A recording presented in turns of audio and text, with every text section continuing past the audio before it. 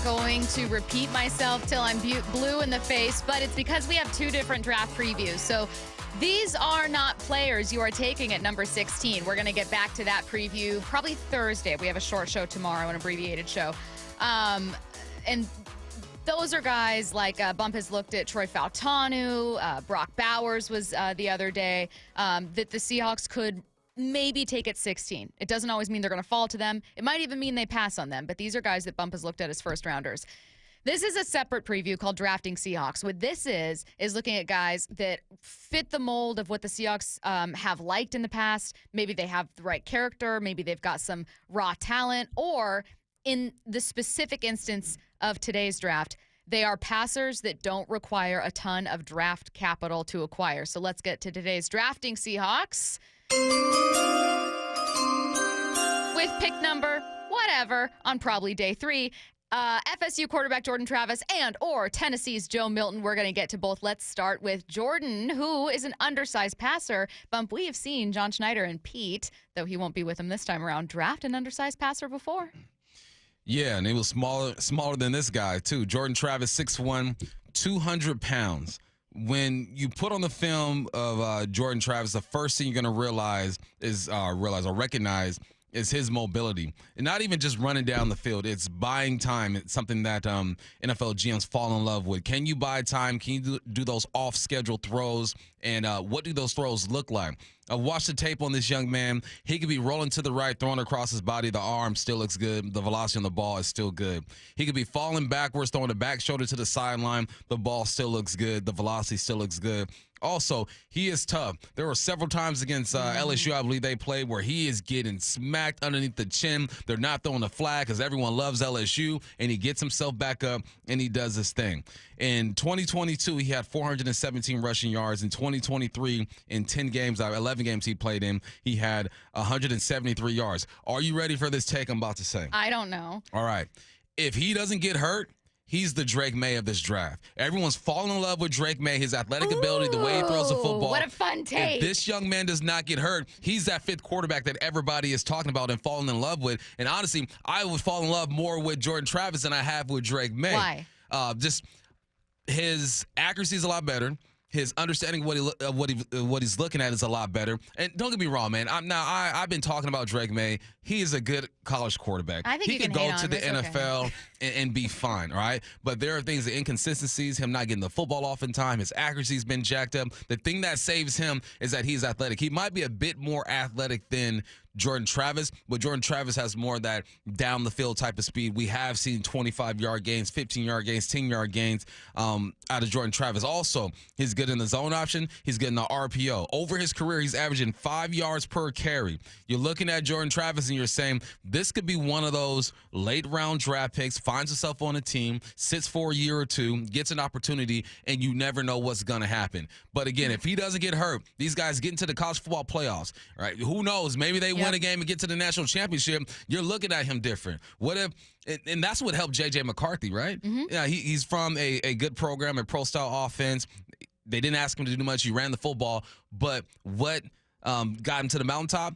He's winning ball games. Mm-hmm. He got to the Natty. If Jordan Travis does that same thing, we're talking about him different. If he doesn't get hurt, we're talking about him different. They were undefeated, FSU. I don't care what their schedule looked like. It's hard to go undefeated in any sport. So I'm looking at Jordan Travis, and I'm saying somebody might find himself a diamond in the rough with this young man. He would be the Drake May of this draft if he doesn't get hurt. 20 touchdowns, 2 interceptions, as you mentioned, through those 11 games, 11-0, undefeated team. Before he fractured his ankle late in the season, November 18th. Again, one of the unspoken conspiracy theories is that it's the reason Florida State wasn't one of the chosen schools. And you can make like your ACC kind of complaint, but that's how impactful he was to this team, how important he was to this team, not just as a quarterback, but as one who performs. If we are all as Seahawks fans watching the draft and it's day 3 and we see John Schneider make this pick of Jordan Travis, what's your immediate reaction? Is it, hey, you're taking a flyer on a quarterback, throw something at the wall, see what sticks kind of move? Nah, he was if he gets picked, they're planning. They're looking towards the future. Jordan is not a guy you just bring in to see what happens. Jordan is a guy, well, all picks you bring in and see what happens. But Jordan is a guy that you can see running your offense, that you are expecting to challenge the number 2 receiver. Again, undefeated. They were undefeated before my man got hurt. So, no, if they were to bring in Jordan Travis, now I'm looking at Sam Howell and saying, all right, man, you got a real competition. They bring in anybody outside of Jordan, am I saying this name right? Goodness gracious. Jordan Travis? Jordan Travis. Like, I want to say, you know what? I want to say Travis Jordan so yeah, bad. That makes sense. Maybe it's Travis Scott. Anytime people have two first names, I always mess them up. Jacks me I up. think it's Jordan's fault. But it's his dad or mom's fault. Yeah. Oh, but if you bring him in, you're not expecting him just to be a camp arm and see what happens. You're legit investing in him and seeing what he's capable of. There are some draft picks, man, you get to around 6, 7, and guys are just brought in because we got to draft somebody. We got all of our needs. We need another quarterback. We need a camp arm. We'll see what happens. He is not that.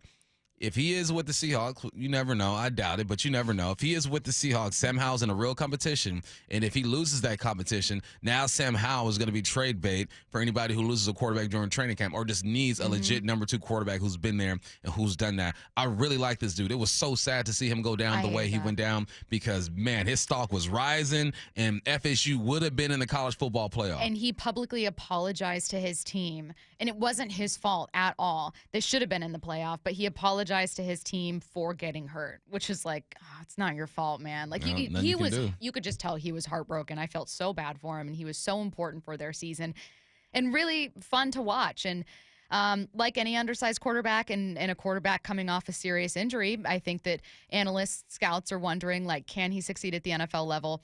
There's plenty of question marks outside of just size, and then also, will in any way his recent injury hold him back from some workouts and acclimating very quickly to the league? Let's get to our next quarterback. Tennessee's Joe Milton. You want to go from one undersized quarterback with Jordan Travis at 6'1", 200. Let's go ahead and jump to 6'5", Joe Milton coming in at 235. It's a big boy right here, 6'5", 235. He actually started his college career at Michigan. He was there for 3 years. Didn't like the situation, so he goes over to Tennessee. Was the starter for Tennessee, but then he gets banged up. Then Hendon Hooker takes over. We all know Hendon Hooker. He got hurt towards the end of his college career. He is now with the Detroit Lions, probably next up over there. When you turn on the film of Joe Milton, the first you're going to see is just he's a massive human being. If you do not wrap him up, there's no arm tackling this guy. You got to wrap him up and drive him to the ground, and his balance is that good. When you are 6'5", 235, I would imagine his squat game is on point. I would imagine his clean game is on point, power clean, hand clean, whatever you want to do. He's got it. He's a prototype when you look at his size, but he's still in development. There's still some things that he needs to work on. I mentioned the good parts. He has good balance. He's hard to take down. Another thing he needs to work on are his touch throws. When you're that massive of a human being, power is your game. Finesse is something that I think you learn once you get more reps and you have more experience and guys coach you up. But he can make the throws. When he is set in that pocket and he gets to that back foot and he lets it go, my man has a rocket. And it's crazy because every quarterback in this draft, I think you can say the same thing about them when it comes to just they're mobile. That's how you got here. They can move. Yeah. No longer are you going to get a guy, a high draft pick at the quarterback spot where he's just standing in a quarterback like a Peyton Manning and just the smartest guy out there. Those guys are still out there, but just like every other position is evolving, the quarterback position is evolving, and Joe Milton is a perfect example of that. He's a project. He's a guy that you bring in late in the draft and you say, let's see what he can do.